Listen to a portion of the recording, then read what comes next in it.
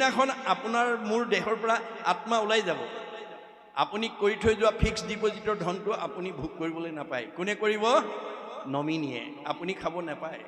সেইকাৰণে গুৰুজনে আমাক কৈছে, নিজ হস্তে অৰ্জি যদি উপযোগনাথ, কিছু ব্যয় কৰি উপ হৰিৰ সেৱাত। এই দুখন হাতেৰে যি উপাৰ্জন কৰিছে, জীয়াই থাকোঁতেই তাৰ কিবা এটা অংশ আজিৰ দৰে পবিত্ৰ কামত ব্যৱহাৰ কৰিবলৈ কৈছে। যিবা কিছু আছে ধন, তেজাত আৰু মোহমন, কিছু ব্যয় কৰা হৰি অৰ্থে, তেবে সে ভকতি বাঢ়ে, মাধৱত প্ৰেম চৰে, তেবে ধন নাযায় তাৰো ব্যৰ্থে। আজি সেৱকীয়ে যথেষ্ট পইচা খৰচ কৰিছে, দেখাত খৰচ হৈছে, আচলতে জমা হৈছে। এক গুণ লগাইলে অনন্ত গুণ হয়, নাজানি মুগুদ হবে ধন সাঞ্চিত হয়। এই কথা নজনাৰ কাৰণে বহুত মানুহে সৎ কামত পইচা খৰচ কৰিবলৈ ইচ্ছা নকৰে। ফলত কি হয়? শাকত নেখায় লোন, পিটিকাত যায় 3 গুণ। আপুনি ধন থাকি যদি সৎ কাম নকৰে, আপোনাৰ বেয়া কামত ভগৱন্তে খৰচ কৰাই দিওঁ বুলি ভাগৱতত উল্লেখ আছে। ধন সাঞ্চি যিটো বিষ্ণু বৈষ্ণৱক নেদৈ, গৃহাগত ভৈলে তাকো নাই বুলি খেদৈ, মাধৱৰ নামলৈয়া বৈষ্ণৱ বোলাৱে, হেনয় জনক দণ্ড দিয়ন্ত মাধৱে। আপুনি বৈষ্ণৱেই হওক বা অবৈষ্ণৱেই হওক, আপুনি যদি ধনৰ ব্যৱহাৰ নাজানে, আপুনি ঈশ্বৰৰ তাৰ পৰা শাস্তি পাবই। কেনেকৈ? নহি চোৰে নেই নহি অগ্নিয়ে দহয়, নহি দণ্ড বন্ধ ভূঞা ৰাজাই লয়। আপোনাৰ ধনটো হয় চোৰ ডকাইত উগ্ৰপন্থীৰ দ্বাৰা লৈ যাব, নহয় জুয়ে পুৰিব, নহয় আকস্মিক দুৰ্ঘটনা বেমাৰ আজাৰ হৈ ডাক্তৰে খাব, নহয় কাজিয়া পেচাল লাগি কেছ মামলা লাগি পুলিচে খাব, সিমানতো ৰেহাই নিদিয়ে। হা ধন বুলি পাছে কান্দে ৰাও বন্ধি, ঘৰে ঘৰে ভিক্ষা মাগে কৃষ্ণ কৃষ্ণ বুলি। এই জন্মত ধন থাকি যদি প্ৰয়োগ কৰিব নাজানে, সেই জীৱটোক পিছৰ জন্মত ভিক্ষাৰী কৰি পঠিয়াই দিব। জীৱৰ মৃত্যু নাই, জীৱৰ গতি আছে। মনত ৰাখিব কথা, জীৱৰ সংস্কাৰ আছে। আমাৰ গতি আৰু সংস্কাৰটো কেনেকৈ হয়? গীতাত কৈছে, যেন জোকে তৃণ পাইলে এৰয় অপৰ, জীৱৰ দেহৰ জানা সেহি পতন্তৰ। আমাৰ দেহত থকা জীৱটো চেনী জোকৰ লগত তুলনা কৰিছে। এটা চেনী জোকে মুখৰ আগত আন এডাল বন নোপোৱালৈকে পিছৰডাল এৰি নিদিয়ে। আমাৰ দেহত থকা জীৱটোৱে আন এটা দেহ নোপোৱালৈকে এইটো দেহৰ পৰা ওলাই নাযায়। দ্বিতীয় উপমা দিছে, যেন নৱ বস্ত্ৰক পুৰুষে পিন্ধে আগ, পুৰাতন বস্ত্ৰ পাছে কৰে পৰিত্যাগ। আপুনি ফটা চোলা এটা পিন্ধি আছিল, নতুন এটা বজাৰৰ পৰা অনাৰ লগে লগে পুৰণাটো পেলাই যেনেকৈ নতুনটো পিন্ধে, ঠিক তেনেকৈ আমাৰ দেহত থকা জীৱটোৱে পুৰণা দেহটো এৰি নতুন দেহলৈ যাব। জীৱৰ গতি আছে, হয় ঊৰ্ধ্বগতি নহয় অধোগতি। এতিয়া আপোনাৰ দেহত থকা জীৱটো আপুনি ওপৰলৈ পঠিয়াব নে তললৈ পঠিয়াব? এইটো দায়িত্ব আপোনাৰ দেই। আমাৰ দাৰ্শনিক পণ্ডিতে কৈছে, you are the curator of your own destiny. আপোনাৰ ভাগ্যখন আপুনি নিজে গঢ়িব লাগিব, আপোনাক আনে গঢ়ি নিদিয়ে। আপোনাৰ পৰিয়ালটো আপুনি ভাল কৰিব লাগিব, আপোনাৰ পৰিৱেশটো আপুনি ভাল কৰিব লাগিব, আপোনাৰ সমাজখন আপুনি ভাল কৰিব, আনে কৰিব নোৱাৰে। আপোনাৰ দায়িত্ব। সেইকাৰণে কৈছে মাধৱদেৱে, আপুনি আপোনাৰ শত্ৰু, আপুনি আপোনাৰ মিত্ৰ, আপুনি আপোনাৰ ৰাখে মাৰে, হৰিক নভজি নৰে, আপুনি হৈ নষ্ট, হৰি ভজি আপোনাক কটাৰে। ঈশ্বৰৰ ভক্তি কৰক, তৰণৰ উপায় পাই যাব। ভাগৱতত চব নিয়ম দি থৈ আছে, চব নিয়ম বান্ধি থোৱা আছে। গতিকে সেই নিয়মখিনি আমি যেতিয়ালৈকে নিজে শিকিব নোৱাৰিম, ল'ৰা ছোৱালী শিকাব নোৱাৰিম। ইয়াত 8 প্ৰকাৰ সদাচাৰৰ কথা আছে, মনত ৰাখিব কথাটো। 8 প্ৰকাৰ সদাচাৰ যদি আপোনালোকে মানি চলিব পাৰে, মহাপুৰুষ দুজনাৰ দিনৰ কেইবাজনো আটা পুৰুষে আয়ুস বঢ়োৱাৰ দৰে আপোনালোকৰ আয়ুস বঢ়াব পাৰিব। 8 প্ৰকাৰ সদাচাৰ: কায়ৰ সদাচাৰ, বাক্যৰ সদাচাৰ, মনৰ সদাচাৰ, গমন সদাচাৰ, শৌচ সদাচাৰ, অন্ন সদাচাৰ, স্নান সদাচাৰ, শয়ন সদাচাৰ। এই 8 প্ৰকাৰ সদাচাৰ আমি জানিব লাগিব দেই, মনত ৰাখিব। আপোনাৰ শৰীৰত বেমাৰ আহিব নোৱাৰে। পোহৰ থকা ঠাইলৈ যেনেকৈ আন্ধাৰ আহিব নোৱাৰে, নীতি সদাচাৰ থকা মানুহৰ শৰীৰলৈ সহজে বেমাৰ আহিব নোৱাৰে। এই কথা ভাগৱতে কৈ দিছে। 1 নম্বৰ কায়ৰ সদাচাৰ, প্ৰাণ দান ৰক্ষণত ব্যৱহাৰ কৰিব। বাক্যৰ সদাচাৰ, আজি কথা ক'ব নজনাৰ কাৰণে বহুত পৰিয়ালত শাহুৱেক বোৱাৰীয়েকৰ মাজত মনোমালিন্য, কাৰোবাৰ স্বামী স্ত্ৰীৰ মাজত মনোমালিন্য, কাৰোবাৰ ককাই ভাইৰ মাজত মনোমালিন্য, কাৰোবাৰ দেউৰেক নবৌৱেকৰ মাজত মনোমালিন্য। কিয়?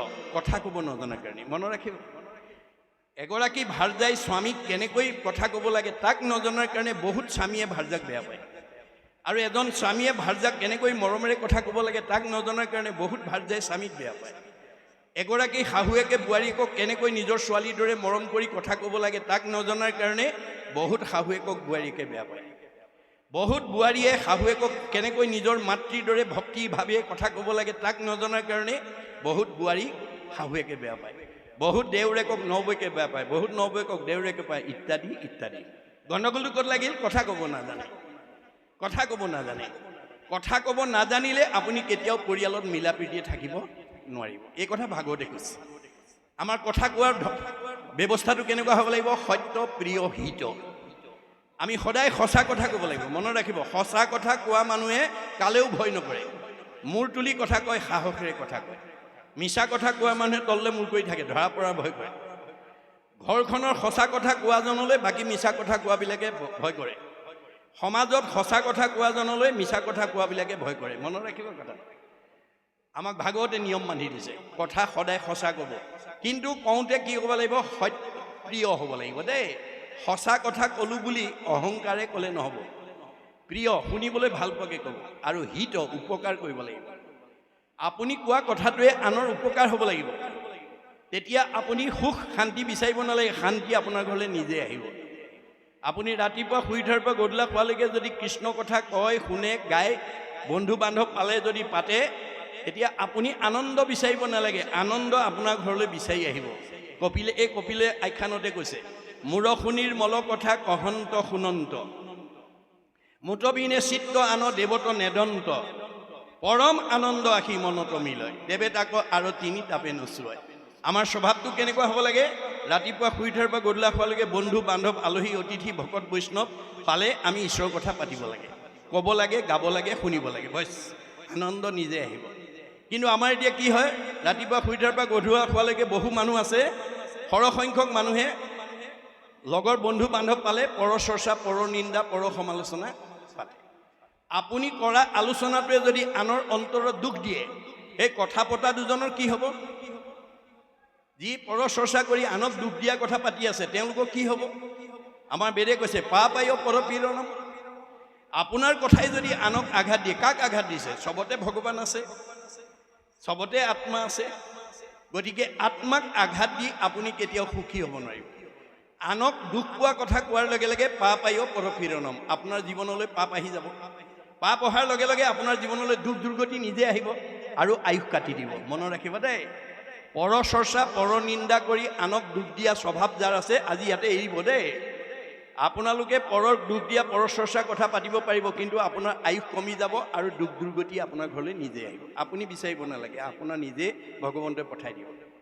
এইটো হৈছে কথা কোৱাৰ নিয়ম, বাক্যৰ সদাচাৰ, গমন সদাচাৰ। আমাৰ ভৰিকেইটা ভগৱানে যাবলৈ দিছে, যাবলৈ দিলে বুলিয়ে অগম্যা গমন কৰিলে মোৰ ল'ৰা ছোৱালী পৰিয়ালৰ কোনো লোকে যাতে অগম্যা গমন কৰিব লগা নহয়, তাৰ প্ৰতি জ্যেষ্ঠসকলে দৃষ্টি ৰাখিব লাগিব। এইটো আমাৰ দায়িত্ব। মোৰ ঘৰখনৰ ল'ৰা ছোৱালীকেইটা সুন্দৰকৈ ৰাখিব পৰাটো, নিৰোগী কৰি ৰাখিব পৰাৰ কাৰণে, আনন্দত ৰাখিব পৰা দায়িত্বটো আপোনালোকৰ। ভাগৱত শুনা যিসকল সচেতন ব্যক্তি, তেওঁলোকৰ দায়িত্ব। নহাসকলক আপুনি এই নিয়মখিনি ক'বগৈ লাগিব। গতিকে আমাৰ গমন কলৈ যাব লাগে, কলৈ যাব নালাগে, ভাগৱতত নিয়ম বান্ধি দিছে। প্ৰথম স্কন্ধ ভাগৱততে প্ৰথম আমাৰ 4 ঠাইলৈ যাব নালাগে বুলি ভাগৱতে সিদ্ধান্ত দিছে। প্ৰথম কোনকেইটা ঠাইলৈ যাব নালাগে? য'ত কলি থাকে। কলি থকা ঠাইলৈ আমাৰ এই ভৰি দুখন যাব নালাগে। কলিত ক'ত ঠাই দিছে? নিৰপতি বুলন্ত কলি তোক দিলো স্থান, জৈত খেলে জুৱা পাশা কৰে মদ্যপান, স্ত্ৰী পঞ্চ শুনা গৃহস্থৰ থাকে জৈত, এই 4 স্থান দিলো পঞ্চগয়াত। এই 4টা ঠাইলৈ যাব নালাগে দেই।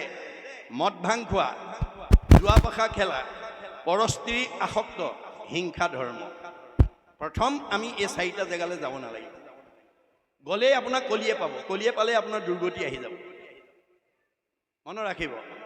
দ্বিতীয় তাত বান্ধি দিছে, অন্য দেৱ নকৰিবা সেও, 1খন বেৰ, গৃহ নপশিবা তাৰ 2খন বেৰ, মূৰ্তিকো নাচাইবা 3খন বেৰ, প্ৰসাদো নাখাইবা 4খন বেৰ। ভক্তি হৈব বেবিচাৰ। আপুনি নিজক ৰাখে মাৰে আপোনাৰ কথা। আপুনি আয়ুস বঢ়াবও পাৰে, আয়ুস কমাবও পাৰে, চেহেৰা ধুনীয়াকৈও ৰাখিব পাৰে, কমাবও পাৰে। মহাপুৰুষ দুজনাৰ দিনত কেইবাজনো আটা পুৰুষে ভাগৱতৰ ব্যাখ্যা শুনি তেওঁলোকৰ এটা স্বভাৱ আছিলে কি? গুৰুতকৈ শিষ্য জ্ঞান, খুচৰি খুচৰি লয় জ্ঞান। নজনা কথাবিলাক শিকি ল'লে। শিকাওঁতা মাধৱদেৱ 107 বছৰ জীয়াই থাকিলে, শিকাওঁতা শংকৰদেৱ 120 বছৰ জীয়াই থাকিলে। তেওঁলোকৰ পৰা শিক্ষা লোৱা বদলা এটা 130 বছৰ, ৰাম এটা 140 বছৰ, মথুৰা দাস এটা 151 বছৰলৈ আয়ুস বঢ়ালে। ভগৱানে দিয়া বয়স 100 বছৰে। মনুষ্যৰ আয়ুসত বৰিষ সংখ্যা আমাক প্ৰত্যেককে ভগৱন্তই 100 বছৰহে দি পঠিয়াইছে। তৎসত্ত্বেও আজি আমাৰ সৰহসংখ্যক আমাৰ মাজৰ পৰা 100 বছৰ ভোগ কৰিবলৈ নোপোৱাকৈ গুচি গৈছে। কিয়? ভাগৱতৰ নিয়ম নাজানে, সদাচাৰ নাজানে। সদাচাৰ নিয়মবিহীন আপুনি কেতিয়াও আয়ুস বঢ়াব নোৱাৰিব, স্বাস্থ্য সুন্দৰ কৰি ৰাখিব নোৱাৰিব।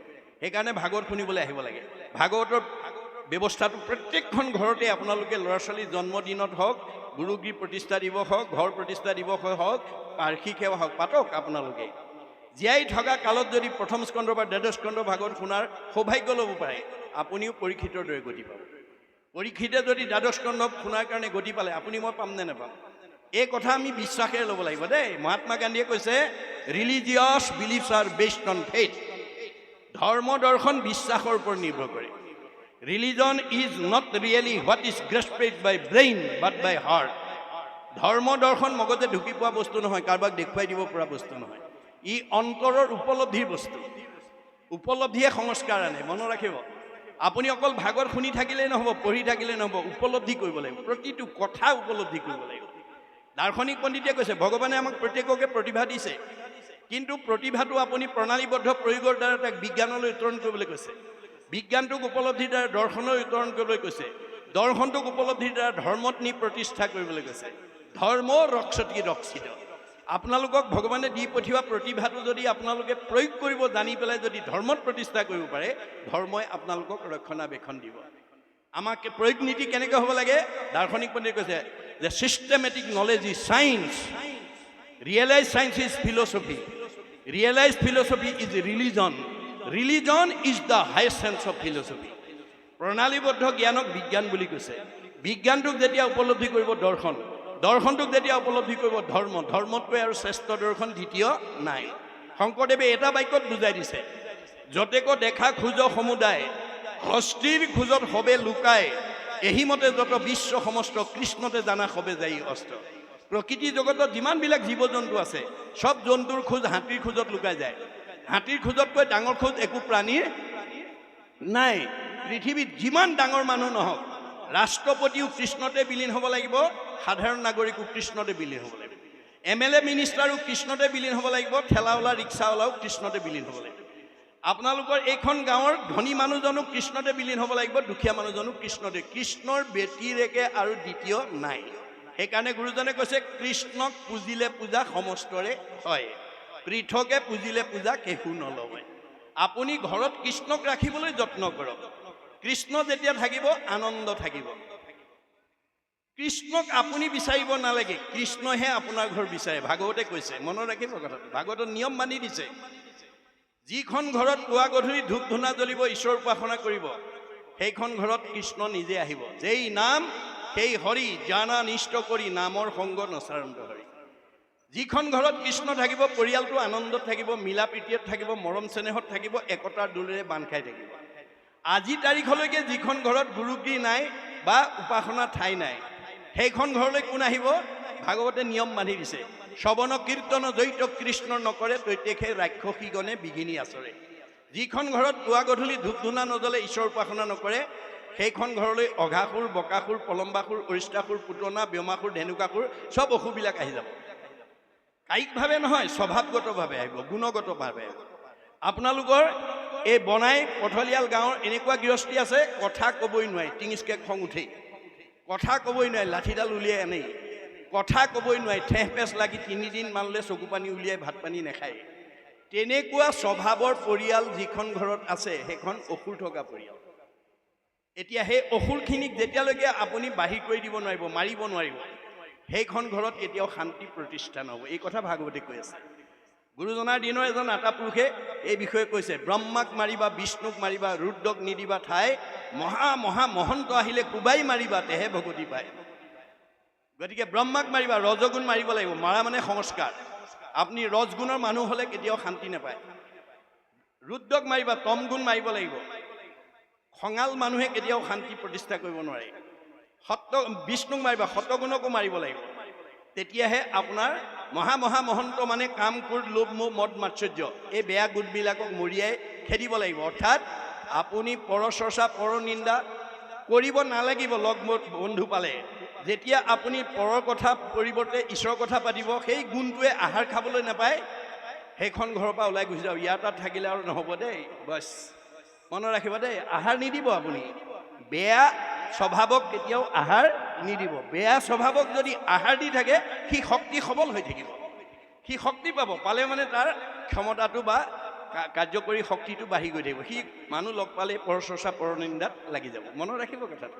গতিকে আমি সেই বেয়া গুণবিলাকক প্ৰশ্ৰয় দিব নালাগিব, বুজা নাই? গতিকে এই তথ্যবিলাক আমাক ভাগৱতৰ মাজেদি দি আছে। এতিয়া কপিল প্ৰভুৱে ভাগৱতৰ এই তৃতীয় স্কন্ধৰ ভক্তি যুগৰ মাজেদি মাকক কোৱাৰ চলৰে আমাক কি ক'ব বিচাৰিছে, আমাক কি ক'ব বিচাৰিছে, আমি তাৰ ওপৰত আলোচনা কৰিম। গতিকে কেৱল মাত্ৰ মাকক বেছ কৰি লৈছে কথাবিলাক, কিন্তু আমাৰ কাৰণে কৈ আছে।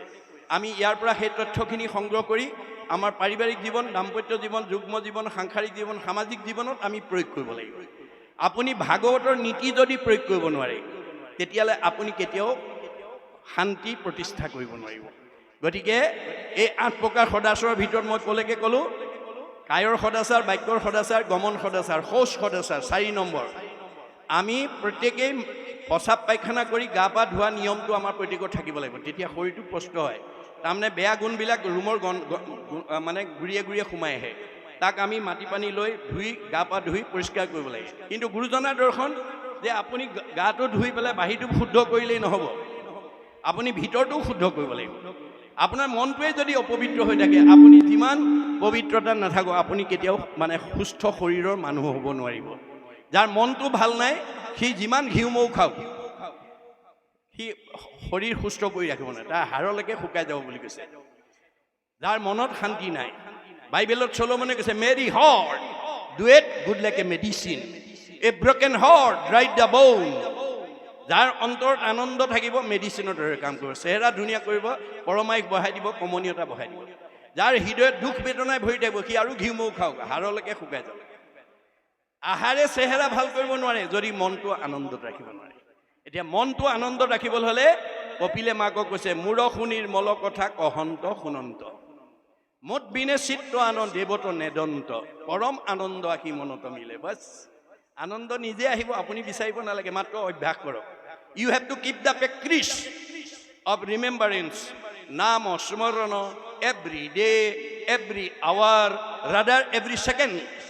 24 ঘণ্টাত 1 ছেকেণ্ড হ'লেও আপোনাৰ বংশৰ পৰিয়ালৰ সকলোকে ভগৱন্তৰ 1000টা নামৰ পৰা এটা নাম ক'বলৈ অভ্যাস কৰক। When a strong habit is formed by unceasing practice throughout the period of life, then it would be easy to remember God at the time of the death. আজি যে আমি ভাগৱত শুনিবলৈ আহিলোঁ, এইটোৱে আমাক কোনদিনা সহায় কৰিব? অৰ্জুনক কৈছে, জং জং অপি স্মৰণ ভাৱং তেজতে অন্তে কলে বৰম, তম তমেই বৈতি কৌন্তেয় সেদাত ভাৱ ভাবিত। তুমি যাবৰ সময়ত যি ভাৱনা লৈ যাবা, ভাৱনাৰ অনুকূল জন্মটো তুমি পিছৰ জন্মত ধাৰণ কৰিব লাগিব। আমি কেনেকৈ যাব লাগিব? মৰিবাৰ বেলা যাক চিন্তি মৰৈ নৰ, উপজীয়া পাৱে পাছে সেই কলেবৰ। মৰিবৰ সময়ত যি ভাৱ লৈ যাব সেই কলেবৰটো ধাৰণ কৰিব। আমাৰ মৰিবৰ সময়ত কেনেকৈ যাব লাগে? মুখে বোলা ৰাম, হৃদয় ধৰা ৰূপ, এতেকে মুকুতি পাইবা কহিলি স্বৰূপ। আমাৰ ল'ৰা ছোৱালীক আমি মুক্তিৰ পথটো দি থৈ যাব লাগিব, তেওঁলোকক ঈশ্বৰৰ কথা কোৱা শুনা গোৱাৰ পৰিৱেশ দিব লাগিব। গতিকে গীতাত কৈছে, মূৰ ভক্ত যিটো নোহে ভিন্নতাৰ বোল, মৰিবাৰ বেলা কৰে হিয়াকুল বিয়াকুল, লোকে সোমৰ আঐ বোলে বোলাৰাম হৰি, তাক নুবুলিয়া মৰৈ আঐ বাপু বুলি। কোনোদিন যদি আপুনি ভকতৰ সংগলৈ নাহে, কোনোজন ঈশ্বৰৰ কথা এটা নকয়, সেইটো জীৱক মৰিবৰ সময়ত কৃষ্ণ বুলি কোৱা বুলি ক'লে ক'ব নোৱাৰিব। যাৰ কাৰণে 4ৰ্থ স্কন্ধ ভাগৱতত আমাৰ গুৰুজনে দেখুৱাই থৈ গৈছে যে পুৰঞ্জন নামৰ ৰজাজনে মৰিবৰ সময়ত ঈশ্বৰৰ নাম লৈ ভগৱন্তৰ ৰূপটো হৃদয়ত চিন্তা কৰিব লাগিছিলে, কিন্তু তেওঁ কি কৰিলে? মৰিবৰ সময়ত ভগৱন্তৰ নামটোৰ ঠাইত ঘৈণীয়েকৰ নামটো ল'লে, ঈশ্বৰৰ ৰূপটোৰ ঠাইত ঘৈণীয়েকৰ ৰূপটো চিন্তা কৰিলে। পুৰঞ্জনে স্ত্ৰী ৰূপ চিন্তিয়া মনত, স্ত্ৰী হুয়া উপজিলে ঘোৰ সংসাৰত। মৰিবৰ সময়ত তিৰোতাৰ নাম লৈ মৰাৰ কাৰণে, তিৰোতাৰ ৰূপটো চিন্তা কৰি মৰাৰ কাৰণে মাইকী মানুহ হৈ জন্ম ল'ব। আপোনালোকৰ কাৰোবাৰ সাল সলনি হ'বলৈ মন থাকিলে সেই পালি খাব লাগিব দেই, নাই? জ্বৰ ভৰতে মানে হৰিণাৰ চিন্তা কৰি মৰাৰ কাৰণে হৰিণা হ'ল। মহাপুৰুষ মাধৱদেৱে তাৰ এটা বিজ্ঞানসন্মত তথ্য আমাক দিছে। ক'ত? ভক্তি ৰত্নাৱলীত। কি বুলি কৈছে? যে বাঘ পৰুৱাই নিজে পোৱালি নাপাৰে, জীয়া পোক পৰুৱা মকৰা ফৰিং এটা ধৰি আনি তাৰ বাঁহত সোমাই দিয়ে, সোমাই মুখৰ আগত কোনকোনাই থাকে, আৰু ভিতৰৰ পোক পৰুৱা মকৰা ফৰিংটোৱে ই এতিয়া মোক মাৰিব, ই এতিয়া মোক খাব বুলি ভয়তে পেপুৱা লাগি থাকে। যেন বাঘ পৰুৱা ধৰিয়া পোকা যত নামাৰি জীয়ন্তে আনি থয় বাসত বাঘ পৰুৱাকো পোকে চিন্তিয়া ভয়ত তাহাৰ স্বৰূপ পাই সেহি শৰীৰত ৰাতিয়ে দিনে চিন্তা কৰি থাকোঁতে থাকোঁতে তাৰ শেপ আকাৰটো বাঘ পৰুৱালৈ ৰূপান্তৰ হয় এহি মতে জীৱা যাক চিন্তিয়া থাকয় তাহাৰ স্বৰূপ সিটো অৱশ্যে পাওঁ এই ধৰণে আমি যোনে যিটো চিন্তা কৰি থাকিম সেই চিন্তাৰ অনুকূল জন্মটো আমি ধাৰণ কৰিব লাগিব সেইকাৰণে আপোনালোকে কিছুমান চিন্তাৰ পৰা নিজক বচাব লাগিব দেই এতিয়া আমাৰ সমাজত এটা বেয়া চিন্তাই এনেকৈ শিপা মেলিছে যে আমি সাংবিধানিকভাৱে নীতি বান্ধিও আঁতৰাব পৰা নাই সেইটো হ'ল কি আমাৰ বহুত পিতৃ মাতৃৰ মনত এটা ভাৱ আছে কি যে ল'ৰা ছোৱালীক যদি মাছ মাংস ডিম নোখোৱাওঁ শক্তি কেনেকৈ হ'ব মগজ কেনেকৈ হ'ব পঢ়া শুনাত কেনেকৈ পাৰিব নাই নাই মাছ মাংস খুৱাবই লাগিব কিন্তু আমাৰ আন্তঃৰাষ্ট্ৰীয় এটা বিজ্ঞান সন্থাই কি বুলি কৈছে what protein you will get from fish and flesh you will get more protein from home made ghee and vegetables আপুনি মাছ মাংস ডিম খাই যিটো শক্তি পাব তাতকৈ ঘৰত বনোৱা ঘিউ আৰু শাক পাচলি খালে অধিক প্ৰটিন পাব fish and flesh spread disease only মাছ মাংসই আমাৰ শৰীৰলৈ বেমাৰৰ বীজাণু কঢ়িয়াই আনে আপোনালোকক মই 7 দিন সময় দিছোঁ 7 দিন পুৱা দুপৰীয়া গধূলি মাছ মাংস ডিম নিজেও খাই থাকক ল'ৰা ছোৱালীকো খুৱাই থাকক 7 দিনৰ পিছত দেহৰ খবৰ ল'ব বদ হজম গেছ বিষ ইত্যাদি ইত্যাদি কিন্তু নিৰামিষ গোটেই বছৰ খাই থাকিলেও আপোনাৰ সেইটো বিকাৰ হ'ব নোৱাৰে প্ৰকৃতি জগতলৈ চালেও তাৰ উত্তৰ পাওঁ বাঘ সিংহ মাংসহাৰী হাতী তৃণভোজী আয়ুস কাৰ বেছি হাতী আৰু ধৈৰ্য কাৰ বেছি হাতী যদি সেইটো হয় আমাৰ ক্ষেত্ৰত নহ'ব নেকি হ'ব সেইকাৰণে আমাৰ গুৰুজনাই আৰু গীতাত কৃষ্ণই অৰ্জুনক কৈ থৈ গৈছে যে মৰিবৰ সময়ত যদি আপুনি মানে মই সেইকাৰণে বিভিন্ন ঠাইত ব্যাখ্যা দিওঁতে কৈছোঁ যে আপোনালোকৰ যদি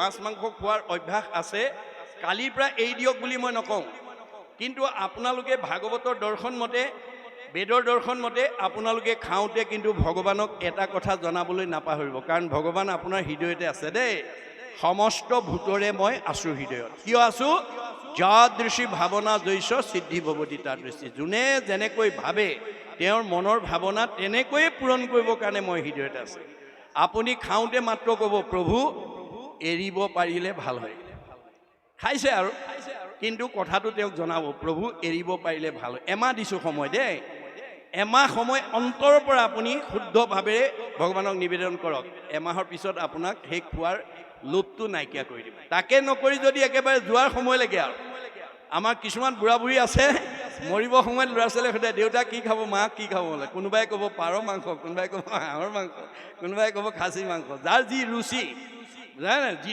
মানে যিজনে যোৱাৰ সময়লৈকে সেই হেঁপাহ আহিব নোৱাৰে জানে নাই গতিকে সেইজনে কি হ'বগৈ বাঘ সিংহ হৈ জন্ম ল'ব লাগিব নাই মানে অন্য প্ৰাণী মাৰি কাটি যি নিজৰ উদৰ পূৰণ কৰে মৰিয়া বাঘ সিংহ হ'ব লাগিব বুলি গীতাই সিদ্ধান্ত দিছে গতিকে আমি মানুহৰ জন্ম পাইছোঁহি 84 জুনি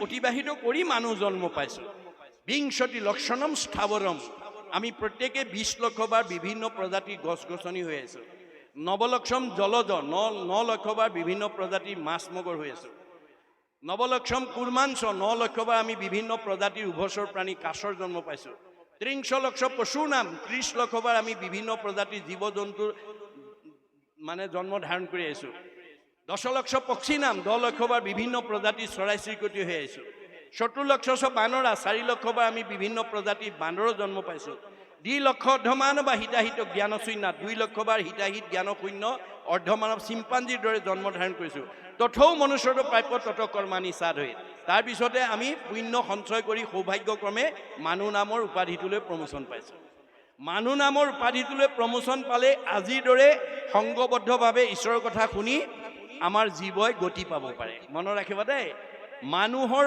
বাদে ঈশ্বৰত ভক্তি কৰি গতি পোৱা জীৱ ভগৱানৰ সৃষ্টি 4 মুঠি জীৱৰ ভিতৰত নাই সকলোৱে মানুহৰ জন্ম পাবৰ কাৰণে চেষ্টা কৰি আছে গছ গছনিয়ে ফল দিছে আনক খুৱাইছে নিজে নাখায় পুণ্য অৰ্জন কৰিছে মানুহ লাগে নদ নদীবিলাক অহৰহ বৈ আছে পৰৰ উপকাৰ কৰিছে মানুহৰ জন্ম লাগে গাইজনীয়ে গাখীৰ দিছে নিজে নাখায় আনক খুৱাই মানে উপকাৰ কৰি মানুহ জন্ম পাবৰ কাৰণে যত্ন কৰিছে প্ৰকৃতি জগতৰ সকলো জীৱই মানুহ জন্ম পাবৰ কাৰণে যত্ন কৰি আছে বুলি বেদে সিদ্ধান্ত দিছে। প্ৰকৃতি জগতৰ দূৰৰ কথা, স্বৰ্গৰ দেৱতাসকলেও ব্ৰহ্মাকে প্ৰমুখ্য কৰি ৩৩ কোটি দেৱতাই এই পৃথিৱীত মানুহৰ জন্ম পাবৰ কাৰণে বাঞ্ছা কৰে বুলি বেদত উল্লেখ আছে। অতোহি দেৱা ইচ্ছন্তি জন্ম ভাৰত ভূতলে।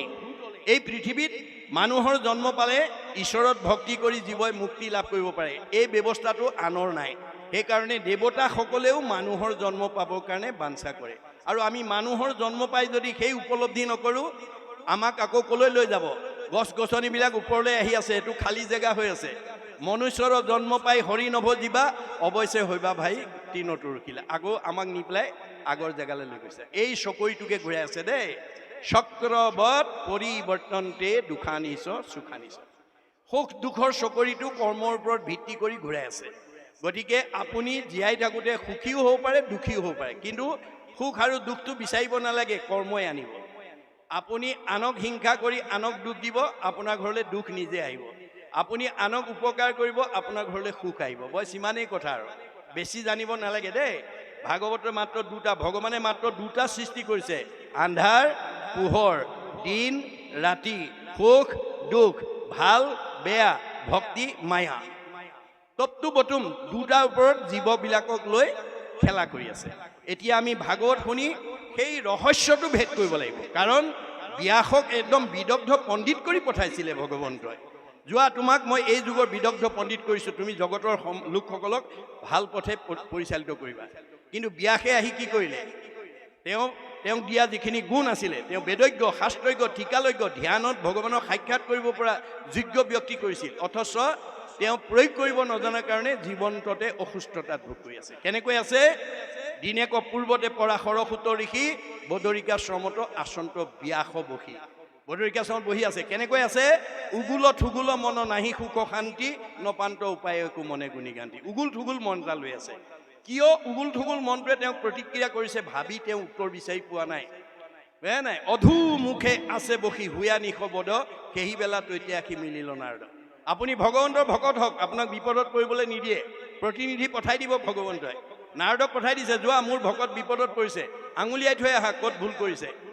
হাতে বিনা যন্ত মুখে ৰাম নাম, হৃদয়ত কৃষ্ণমূৰ্তি স্ফূৰ্তি বিশ্ৰাম। নাৰায়ণ আহি গ'ল, নাৰদ আহি গ'ল। নাৰদক দেখাৰ লগে লগে সচকিত হৈ গ'ল। আহা আহা দেৱঋষি। পাদ্য অৰ্ঘ আচমনি লৈ আসনত বহুৱাই উদ্দেশ্য ব্যাখ্যা সুধিছে। পাদ্য অৰ্ঘ দুটা শব্দ প্ৰয়োগ কৰিছে, মনত ৰাখিব। পাদ্য মানে ভৰি ধোৱা পানী, অৰ্ঘ মানে মুখ ধোৱা পানী। আমি ভকতক ভৰি ধোৱা পানীয়ে মুখ ধুবলৈ দিব নালাগে। বেদৰ মতে মুখ ধোৱা পানীৰ পাত্ৰ এটা বেলেগ কৰি ৰাখিব লাগে। আমাৰ বহুতে সলনি কৰিছে, পৰিৱৰ্তন কৰিছে, নজনাবিলাকে আগৰ দৰে চলি আছে। আমাৰ এইটো বেদৰ, যিহেতু আমি ভাগৱত শুনিছোঁ, আমি পৰিৱৰ্তন আনিব লাগিব সমাজলৈ। বেয়াবিলাক এৰি ভাল ল'ব লাগিব। তাৰপিছত উদ্দেশ্য ব্যাখ্যা কওঁতে ক'লে, মই উদ্দেশ্য ব্যাখ্যা কোৱাৰ আগতে তুমি মোক কোৱা, তোমাক ভগৱন্তই এই যুগৰ বিদগ্ধ পণ্ডিত, বেদজ্ঞ, শাস্ত্ৰজ্ঞ, টিকালজ্ঞ কৰি জন্ম দিছিল। তুমি কিয় এনেকৈ মন মাৰি আছা, সেই বিষয়ে মোক কোৱা। তেতিয়া ব্যাসে কি বুলি ক'লে? হে দেৱঋষি, মই নিজেই নাজানো মোৰ ক'ত ভুল লাগি গ'ল। তুমি অৱতাৰী পুৰুষ হিচাপে মোক আঙুলিয়াই দিয়া। এই বাক্যটোত আমাক কি শিকাইছে? যে বেদব্যাসে আমাক দাস্যত্ব ভাৱ ল'বলৈ শিকাইছে। তেওঁ ২৪ অৱতাৰৰ অন্যতম অৱতাৰ ব্যাসো, কিন্তু প্ৰাধান্য কাক দিছে? নাৰদক দিছে। আপোনালোকে সমাজত নিজক প্ৰতিষ্ঠা কৰিবলৈ হ'লে আমাৰ প্ৰত্যেকৰ দাস্যত ভাৱ লাগিব দেই। অহংকাৰী মানুহক কোনেও ভাল নাপায়। আমাৰ দাৰ্শনিক পণ্ডিতে কৈছে, to become great one we must be humble. আপুনি যদি সমাজত নিজক প্ৰতিষ্ঠা কৰিব বিচাৰে, আপুনি নম্ৰ স্বভাৱৰ হ'ব লাগিব। অহংকাৰী হ'লে নহ'ব। অহংকাৰী মানুহক কোনো সমাজে ভাল নাপায়। সমাজে ভাল নোপোৱাজন ঈশ্বৰেও ভাল নাপায়, ঈশ্বৰ প্ৰিয় হ'ব নোৱাৰে। এই তথ্য আমাক দিছে। আৰু তেতিয়া তেওঁ ক'লে যে তুমি সে কৰিলা সবে জগতকে নাশ। তোমাক ভগৱন্তই বিদগ্ধ পণ্ডিত কৰি পঠিয়াইছে। এইখন গাঁৱলৈ কাৰোবাক ধনী মানুহ পঠিয়াইছে, কাৰোবাক বিদ্যাৱন্ত কৰি পঠিয়াইছে, কাৰোবাক সম্পদশালী কৰি পঠিয়াইছে। ভগৱানে কি বিচাৰিছে? যে তোমাক যে মই এই বনাই পখলিয়াল গাঁৱত যে তোমাক মই এজন বিশেষ মানুহ কৰি পঠিয়াইছোঁ, তোমাৰ এই গুণটোৰে দ্বাৰা তুমি সমাজখন ভাল কৰিবা। সমাজখনৰ মাজত খামখিয়ালি নাৰাখিবা। সমাজখন যাতে শৃংখলাবদ্ধভাৱে একতাৰ দোলেৰে বান্ধ খাই থাকিব পাৰে, সেইটোৱেই ধৰ্ম। ধৰ্ম অন্য নহয়। আমি বাস কৰি থকা গাঁওখনক ইজনে সিজনক ভাল পোৱাটোৱেই ধৰ্ম। Religion binds man to man and man to God. আমি ইজনে সিজনক ভাল পালেহে ভগৱানক ভাল পাব পাৰি। ইজনে যদি সিজনক ভাল নাপায় ভগৱানক ভাল পোৱাৰ অধিকাৰ নাই। সেইকাৰণে ভগৱানে কৈছে মোক ভাল পোৱাৰ আগতে নিজৰ পৰিয়ালটো ভাল পাবলৈ শিকিবা। মোক ভাল পোৱাৰ আগতে তোমাৰ ওচৰ চুবুৰীয়াক ভাল পাবলৈ শিকিবা। মোক ভাল পোৱাৰ আগতে তোমাৰ ঘৰলৈ অহা আলহী অতিথি ভকত বৈষ্ণৱ বন্ধু বান্ধৱক ভাল পাবলৈ শিকিবা। মোক ভাল পোৱাৰ আগতে দেখাজনক ভাল পাবলৈ শিকিবা। দেখাজনকে যি ভাল নাপায় নেদেখাজনক ভাল পোৱাৰ তাৰ অধিকাৰ নাই। মনত ৰাখিব কথাটো। আমি ইজনে যদি সিজনক ভাল নাপাওঁ আমি ভগৱানক ভাল পোৱাৰ অধিকাৰ নাই, কাৰণ ভগৱান চবতে আত্মাৰূপে বিৰাজমান কৰি আছে। এই উপলব্ধিটো আমি উঠি অহা প্ৰজন্মৰ মনত জগাই তুলিব লাগিব। তেতিয়া আৰু আপোনাৰ ঘৰখন তৃণমূল ঘৰখন পৰিয়াল কাৰো মাজত আপোনালোকৰ বিশৃংখল হ'ব নোৱাৰে। ধৰ্মই কি কৰিব? একতাৰ দোলেৰে বান্ধি ৰাখিব। আপোনালোকে এনেকুৱা অনুষ্ঠান যদি সঘনে পাই থাকে আপোনালোকৰ মাজত একতাৰ ভাৱটো আপোনা আপুনি আহিব। সেইকাৰণে সৰ্বপল্লী ৰাধা কৃষ্ণই ধৰ্মৰ সংজ্ঞা কি বুলি দিছে? Religion is that which bind society together but which divide society breaks it up into parts and makes people fight one another is অধৰ্ম। আপুনি বাহিৰৰ পৰা দেখিছে ঘৰখন পকা ঘৰে দুৱাৰে গাড়ীয়ে মটৰে মানে ধনে ধানে উপচি আছে, ভিতৰলৈ গৈ দেখিলে শাহু বোৱাৰীৰ মাজত মাতবোল নাই, ককাই ভাই ইজনৰ প্ৰতি সিজনৰ সদ্ভাৱ নাই, স্বামী স্ত্ৰী মনো মানিল, সেইখন ঘৰ আৰু ব্ৰহ্মাৰ ভুৱন হওক। আপোনালোকৰ এইখন গাঁৱত ডাক্তৰ আছে, ইঞ্জিনিয়াৰ আছে, অৱশ্যৰ আছে, প্ৰবক্তা আছে, অধিবক্তা আছে, বহুত উচ্চপদস্থ বিষয়ত চাকৰি কৰা লোক আছে। ইজনক দেখিলে যদি সিজনে মুখখন সিফালে ঘূৰাই দিয়ে, ইজনৰ প্ৰতি যদি সিজনৰ সদ্ভাৱ নাই, এইখন গাঁও ব্ৰহ্মাৰ ভুৱন হ'লেও থকাৰ যোগ্যতা নাই বুলি কৈছে, ভাগৱতে কৈছে দেই। গতিকে আমি তাৰো আমূল পৰিৱৰ্তন আনিব পাৰিম। কেনেকৈ? এই নদীখন বোৱাব লাগিব। কৃষ্ণ নাম কীৰ্তনৰ নদী নাই জিঠানত, ভকতৰ সংগ জৈত নাই, ব্ৰহ্মাৰ ভুৱন ভৈলে অপবিত্ৰ সিটো আতি, যোগ্য নোহে থাকিবে তথাই।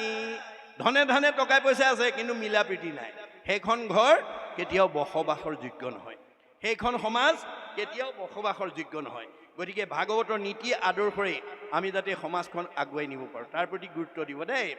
গতিকে গা ধুলে অকল ঢলকে পানী ঢালি গা ধুলেই নহ'ব, আমি কেনেকৈ ধুব লাগে গুৰুজনাই কৈছে, মানে স্নান সদেশৰ আপুনি পানী ঢালি গাও ধুই থাকক।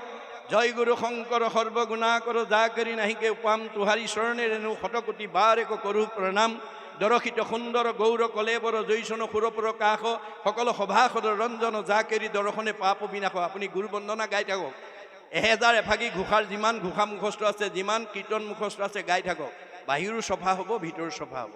এয়া শয়ন সদাচাৰ দেই, মনত ৰাখিব। তেতিয়া আপোনাৰ জীৱনলৈ দুখ কষ্ট আহিব নোৱাৰে। আপুনি গা ধুবও জানিব লাগিব। এনে গৰম উঠিল বুলি পানী ঢালি গা ধুই আহিলে নহ'ব, আপুনি ভিতৰখনো ধুই আহিব লাগিব। আৰু সকলো পবিত্ৰতাৰ ভিতৰত বেদে কি কৈছে? সৰ্বেশাম এব শৌচানাম অৰ্থ শৌচম পৰম স্মৃতম। সকলো পবিত্ৰতাৰ ভিতৰত অৰ্থৰ পবিত্ৰতাটো সৰ্বশ্ৰেষ্ঠ। আজি আমাৰ বহুত গাঁৱত বহুত সমাজত মানে কমিটি গঠন কৰি সভাপতি সম্পাদকে অনুষ্ঠান পাতে, মানুহে দান বৰঙণি দিয়ে, অনুষ্ঠান ধুনীয়াকৈ পাতেও, পিছে পাছৰ ৰাহি পইচাকেইটাৰ হিচাপ সমাজক সভাপতি সম্পাদকে নিদিয়ে। তেতিয়া সেই সভাপতি সম্পাদকে আৰু দ্বিতীয়বাৰ তেনেকুৱা অনুষ্ঠান তেওঁ আগবঢ়াই নিব নোৱাৰিব। মনত ৰাখিব কথাটো, যে তেওঁলোকৰ অৰ্থৰ মায়াই পাই গ'ল, অৰ্থৰ অপবিত্ৰতাই তেওঁলোকক গ্ৰাস কৰিলে। গতিকে অৰ্থৰ অপবিত্ৰতাই যাতে আমাক যাতে ভুল পথে নিব নালাগে। আমাৰ যিকোনো অনুষ্ঠান আমি মানে আগবঢ়াই নিয়াৰ দিশত আমাৰ লক্ষ্যটো কেনেকুৱা হ'ব লাগিব? যে 25 বছৰ হ'লে আমি এই প্ৰাথমিকত জাক জমকতাৰে ৰূপালী জয়, এই নামঘৰ নিৰ্মাণৰ 25 বছৰ হ'লে আমি জাক জমকতাৰে ৰূপালী জয়ন্তী পাতিম। 50 বছৰত ভৰি দিলে সোণালী জয়ন্তী পাতিম। 60 বছৰত ভৰি দিলে হীৰক জয়ন্তী পাতিম। 75 বছৰত ভৰি দিলে মহাৰজত জয়ন্তী পাতিম। আৰু 100 বছৰত ভৰি দিলে শতবাৰ্ষিকী পাতিম। এই পৰিকল্পনাৰে আপোনালোকে বিষয়ববীয়াসকলে যদি অনুষ্ঠান আগুৱাই নিয়ে, আপুনি মৰিও অমৰ হৈ থাকিব। মনত ৰাখিব কথাটো, মৰিও অমৰ হৈ থাকিব। এইখন গাঁৱত জন্মগ্ৰহণ কৰি মৰাৰ পিছতো আপুনি জীয়াই থাকিব। এই কথা ভাগৱতৰ একাদশ স্কন্ধত আমাক নিয়ম কৈছে। কৃষ্ণ বৈকুণ্ঠ প্ৰায়ণ হোৱাৰ লগে লগে গোটেই দ্বাৰকা নগৰখন সাগৰত ডুব গ'ল, কিন্তু ৰুক্মিণী মন্দিৰটো আজি কোপতি সাগৰৰ মাজত জিলিকি আছে, আৰু সেই মন্দিৰ চাই অহা ভকতো আমি লগ পাইছোঁ। কিন্তু গুৰুজনাৰ দৰ্শন, বেদৰ দৰ্শন, ভগৱন্তৰ মুখৰ বাণী যে এতিয়া আমি সাগৰৰ মাজৰ ৰুক্মিণী মন্দিৰ বিচাৰিলে ফুৰিলে নহ'ব, আমাৰ লক্ষ্য উদ্দেশ্য নহ'ব। আপুনি এইখন গাঁৱত বনাই পথলিয়াল গাঁৱত জন্মগ্ৰহণ কৰি গাঁওখনৰ কাৰণে, সমাজখনৰ কাৰণে, উঠি অহা প্ৰজন্মৰ কাৰণে, দল সংগঠনৰ কাৰণে আপুনি কি ভাল কাম এৰি থৈ গ'ল? নামঘৰৰ কাৰণে মাটি এবিঘা বা আধা বিঘা দান দিছে নেকি?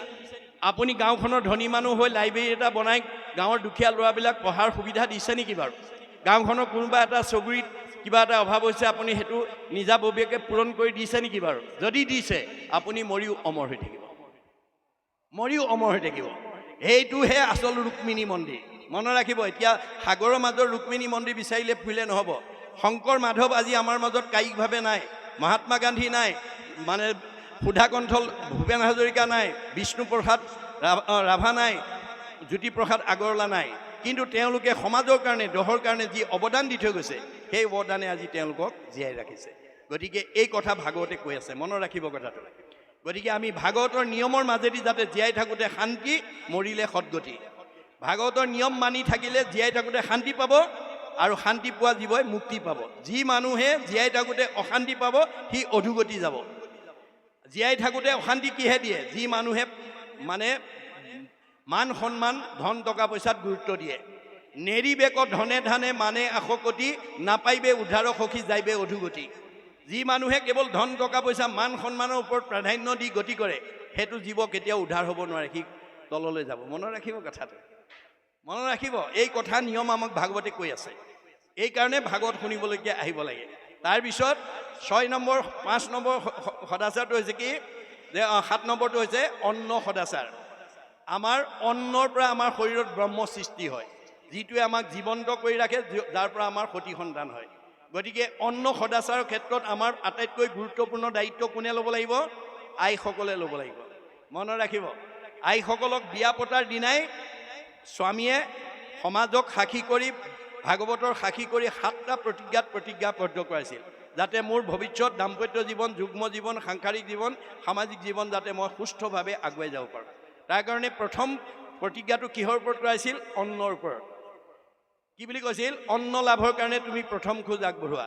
এতিয়া আইগৰাকীয়ে কি কৈছিল? আজিৰ পৰা ধন ধান অন্ন ব্যঞ্জন আদি মোৰ অধীন হ'ব, সেই অৰ্থে মই প্ৰথম খোজ আগবঢ়াইছোঁ বুলি সোঁ ভৰিটো উত্তৰ দিশলৈ আগবঢ়াইছিল।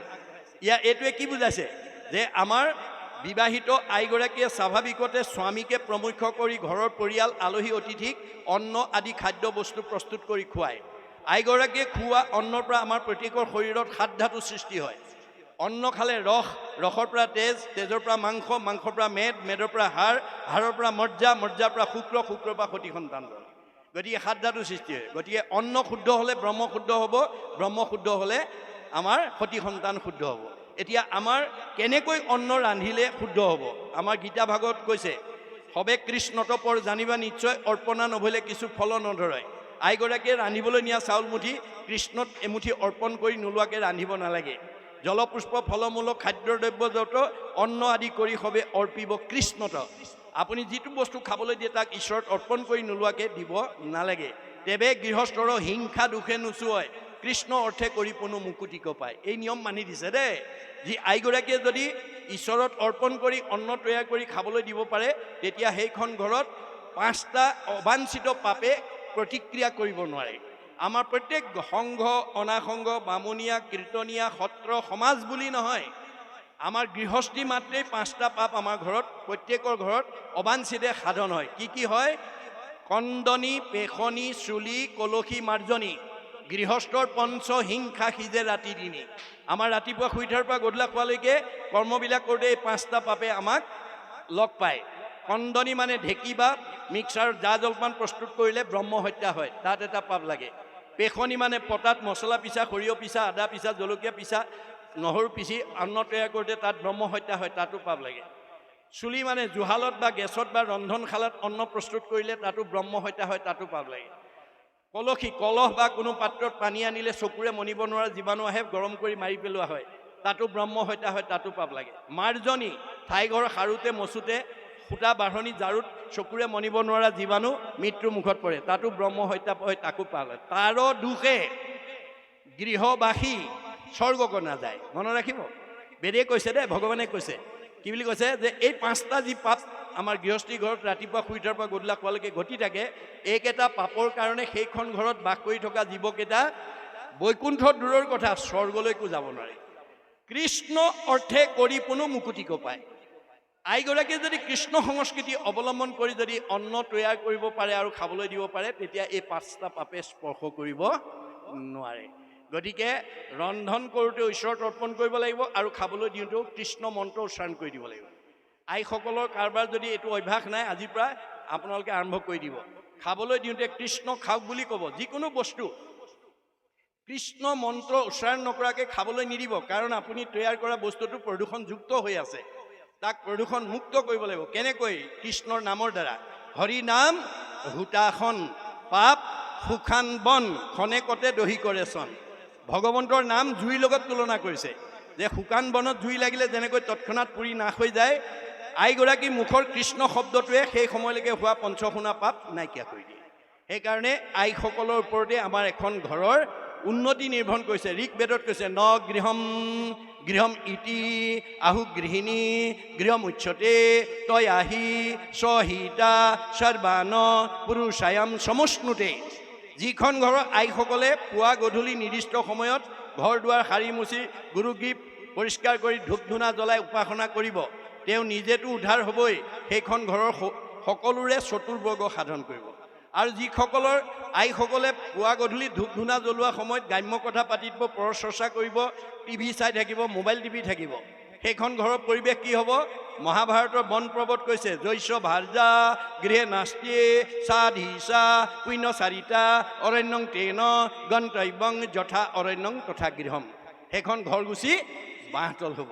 মনত ৰাখিব, আইসকলে ইচ্ছা কৰিলে ঘৰ গুচি বৈকুণ্ঠ কৰিব পাৰে আৰু ঘৰ গুচি মানে বাঁহতল কৰিব পাৰে। আমাৰ গুৰুজনৰ দিনত আমাৰ অসমৰ এগৰাকী মহিয়সী নাৰীয়ে এই তথ্য দাঙি ধৰিছিল। কি বুলি কৈছিল গুৰুজনৰ ওচৰত গৈ? গুৰুদেৱ, মোৰ সতীত্ব গুণৰ অন্যতম বৈশিষ্ট্য হ'ল অপ্ৰাতসে উঠিয়া কৰ গৃহ কৰ্মগণ, অবাহিৰে ভিতৰে কৰো গুময় হিংসন। গুৰুদেৱ, মোৰ সতীত্ব গুণৰ অন্যতম বৈশিষ্ট্য, মই ৰাতিপুৱা সোনকালে উঠি ঘৰ দুৱাৰ সাৰি মুচি পৰিষ্কাৰ কৰি গুৰুগিৰি মচি কাচি ধূপ ধূনা জ্বলাই ঈশ্বৰ উপাসনা কৰি ঘৰখন প্ৰদূষণমুক্ত কৰি আনো। আৰু পুৱাৰ সৌৰ শক্তি ৰাখি মই সৃজনী শক্তি অটুট কৰি ৰাখোঁ।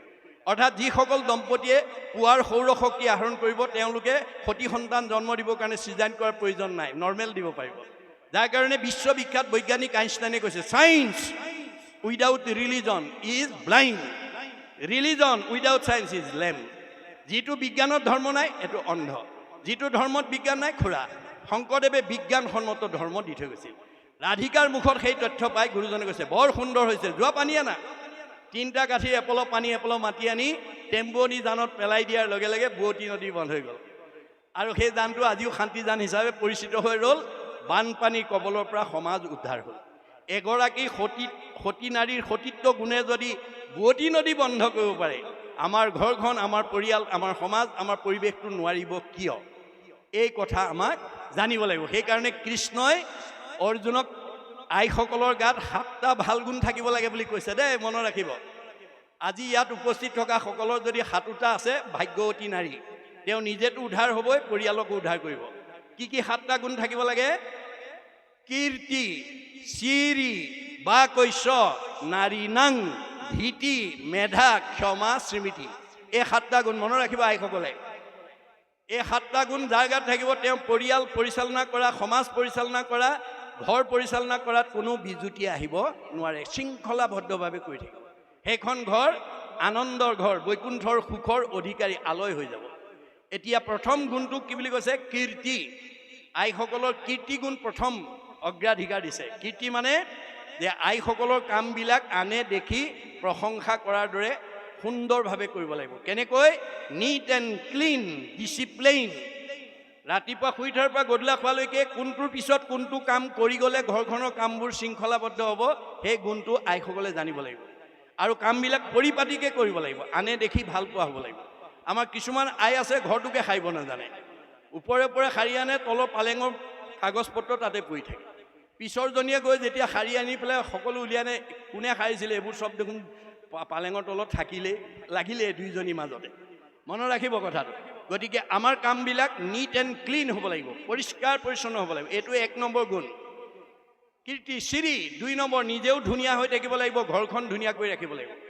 আৰু স্বামী স্ত্ৰী বা পৰিয়ালবৰ্গ যাতে শ্ৰীহীন হ'বলগীয়া ঠাইলৈ গৈ অখাদ্য খাই যাতে শ্ৰীহীন হ'ব লগা নহয়, তাৰ আগতে আইসকলে চোকা দৃষ্টি ৰাখিব লাগে। যাৰ কাৰণে ৰাধিকা সতীয়ে সেই কথা কৈছিল, কি বুলি? যদি স্বামী মন্দ কৰ্ম কৰে আচৰণ, মিষ্ট বাক্য কৰি তাক কৰণী বাৰণ। ৰাধিকা সতীৰ সতীত্ব গুণতে এখন ঘৰ সুন্দৰকৈ চলাৰ সকলো নিয়ম অন্তৰ্নিহিত হৈ আছে। মনত ৰাখিব কথাটো। যিগৰাকীয়ে গুৰুজনৰ দিনত অলৌকিকক লৌকিক কৰি অবাস্তৱক বাস্তৱ কৰি দেখুৱাই থৈ গৈছে। তেওঁ কৈছিল যে মোৰ স্বামী যদি কেনেবাকৈ ভুল পথে যোৱা দেখোঁ, মই ভাল উপদেশৰ তেওঁক ভাল পথলৈ অনাৰ ব্যৱস্থা কৰোঁ। কেনেকুৱা ভুল পথলৈ গ'লে তুমি অগ্ৰাধিকাৰ দিয়া? বোলে যদি কলি থকা ঠাইলৈ যায়। কলি ক'ত থাকে মই অলপ আগতে আলোচনা কৰিছোঁ। জৈত খেলে, জোৱা পাশা কৰে, মদ্যপান, স্ত্ৰী পঞ্চ শুনা, গৃহস্থৰো থাকে জৈত, এই 4 স্থানত দিলোঁ বঞ্চগয়া তৈত। জোৱা পাশা খেলা ঠাই, মদ ভাং খোৱা ঠাইত, পৰস্ত্ৰী আসক্ত, হিংসা ধৰ্ম, এইবিলাকলৈ যদি মোৰ স্বামী যায়, মই তেওঁক তাৰ পৰা ঘূৰাই অনাৰ কাৰণে বৰ সাৱলীলভাৱে বুজাই মই তেওঁক পৰিৱৰ্তন আনো।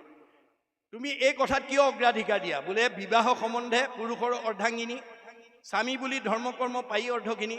মোৰ স্বামীয়ে যদি কিবা ভুল কৰে তাৰ আধা পাপ মই ভুগিব লাগিব। যদি কোনোবা ভাল পুণ্য কাম কৰে ময়ো আধা তাৰ পৰা পাব লাগে। যাৰ কাৰণে আমাৰ বাস্তৱত মাষ্টৰে বিয়া কৰা মানুহগৰাকীক মানুহে কি বুলি কয়? মাষ্টৰণী বুলি কয়। আচলতে তেওঁ মাষ্টৰণী হয় জানো? নহয়। মাষ্টৰে বিয়া কৰাৰ কাৰণে মাষ্টৰণী। ডাক্তৰে বিয়া কৰিলে ডাক্তৰণী, তেওঁ আচলতে ডাক্তৰণী হয় জানো? নহয়। কিন্তু আধা উপাধিটো পাই যায়। গতিকে ভাল বেয়া কামৰ আধাটো ইজনে সিজনে বহন কৰিব লাগে। সেইকাৰণে ৰাধিকা সতীয়ে কৈছে, মোৰ স্বামীয়ে যাতে ভুল কাম কৰি তাৰ পাপৰ অংশীদাৰ হ'ব লগা নহয়, তাৰ কাৰণে তেওঁক মই ভাল পথলৈ অনা। কেনেকুৱা ভুল পথত গ'লে অগ্ৰাধিকাৰ দিয়া? যদি কলি থকা ঠাইলৈ। বোলে মদ খোৱাত কিয় বাধা দিয়া? মাদ্যতি যত তত মদ্যম, মদ খালে নিচা লাগে। বুদ্ধি লুম্পতি যত দ্ৰব্যম মদকাৰী তদচ্ছতে, মদ খালে মানে সৎবুদ্ধি বিনাশ হয়, অসৎ বুদ্ধি ফালে গতি কৰে। মোৰ স্বামীয়ে যাতে নিচাযুক্ত বস্তু খায়, যাতে তেওঁ সৎ বুদ্ধিৰ পৰা অসৎ বুদ্ধিলৈ গৈ যাতে বিপথে যাব লগা নহয়, আপোনালোকে তাৰ প্ৰতি চকু ৰাখিব লাগিব। আপোনালোকৰ ল'ৰা ছোৱালীবিলাকে যাতে মদ ভাং ড্ৰাগছ আদি মানে নিচাযুক্ত বস্তু যাতে খাব লগা নহয়, তাৰ প্ৰতি চোকা দৃষ্টি ৰাখিব, প্ৰধানকৈ আইসকলে। মনত ৰাখিব কথা। গতিকে আপোনালোকে এইবিলাকৰ পৰা যেতিয়ালৈকে ল'ৰা ছোৱালী বা সমাজখনক নিকা কৰিব নোৱাৰিব, সেইখন সমাজত কেতিয়াও শান্তি প্ৰতিষ্ঠা নহ'ব। ঈৰ্ষা হিংসা কুৰ্চুট কপটৰ পৰা মুক্ত হ'ব নোৱাৰিব। এই তথ্য আমাক ভাগৱতে দি আছে। এতিয়া শেষৰটো হ'ল কি? যে আপোনাৰ শয়ন সদাচাৰ। শয়ন সদাচাৰ। আজি আমাৰ সমাজত বহুত মানুহ শুবও নাজানে, উঠিবও নাজানে। এতিয়া গৰম দিনত ফেন চলি আছে, কোমল বিচনা পাৰি থৈছে, আঁঠুৱা তৰি থৈছে, পেট ভৰাই খাইছে, প্ৰটিনযুক্ত আহাৰ খাই জপংকে পৰি বিচনাত শুই দিছে। সেইটো অভ্যাস আছে যদি এৰিব দেই। আমি কেনেকৈ বিচনাত শুব লাগে মাধৱদেৱে আমাক শিক্ষা দিছে। কি বুলি? দুঃস্বপ্ন নাশন ইটো মাধৱ মাধৱ নাম, দুষ্ট গ্ৰহ ভয় বিনাশন, পৰম সম্পদৰ ৰূপ জানি মাধৱৰ নাম, সৰ্বদাই কৰিও কীৰ্তন। আমি মহাপুৰুষ মাধৱদেৱৰ 1000 এফাকি ঘোষা, যিখন মানে পৃথিৱীৰ ভিতৰত শ্ৰেষ্ঠ গ্ৰন্থ বুলি কৈছে। পৃথিৱীত ধৰ্মশাস্ত্ৰ আছে যত সবাহাৰে সাৰ আছে ঘোষাৰ মধ্যত। 1000 এফাকি ঘোষাৰ তত্ত্ব যদি আপুনি জীৱন্ত অৱস্থাত আহৰণ কৰিব পাৰে, পৃথিৱীত এনেকুৱা দ্বিতীয় ব্যক্তি নোলাব যি আপোনাক যুক্তি তৰ্কত পৰাভূত কৰিব পাৰে। ইমান মাহাত্ম্য শাস্ত্ৰ। গতিকে তাৰ এটা হ'লেও ঘোষা নোগোৱাকৈ আমি শুব নালাগে। কেতিয়াবা আপোনাৰ এনেকুৱা হয়, পাৰিবাৰিক জীৱন, দাম্পত্য জীৱন, যুগ্ম জীৱন, সাংসাৰিক জীৱন, সামাজিক জীৱনৰ কিছুমান মানে প্ৰভাৱে এনেকৈ প্ৰতিক্ৰিয়া কৰে যে বিচনাত পৰি থাকি বহুত সময়লৈকে টোপনি নাহে, ছাতিপুতি কৰি থাকে। তেনেকুৱা দুৰ্দিন যদি আপোনালোকৰ জীৱনলৈ নামি আহে, তেতিয়া আমি কি কৰিব লাগিব? যিমান ঘোষা মুখস্থ আছে এটাৰ পিছত এটাকৈ গাই যাওক। কীৰ্তন যিমান মুখস্থ আছে, বৰগীত যিমান মুখস্থ আছে, দিহানাম যিমান আছে, ঈশ্বৰৰ নাম এটাৰ পিছত এটাকৈ গাই যাওক।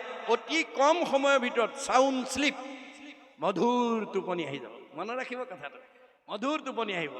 আমাৰ এতিয়া বহুতে উঠিবও নাজানে, সাৰ পালেই চকু মোহাৰি কামৰ ধান্দাত জপংকে নামি আহে। সেইটো অভ্যাস আছে যদি এৰিব দেই। আমি কেনেকৈ উঠি আহিব লাগে ভাগৱতত নিয়ম মানি দিছে। ভগৱন্ত আমাৰ প্ৰত্যেকৰ দেহত 3টা গুণবিশিষ্ট মানে গুণত আমাৰ অৱস্থান কৰি আছে। কেনেকৈ আছে? ব্ৰহ্ম, পৰমাত্মা, ভগৱন্ত একে তত্ত্ব। একৰ এষে 3 নাম লক্ষণ ভেদত 3টা গুণৰ নাম লৈ আছে।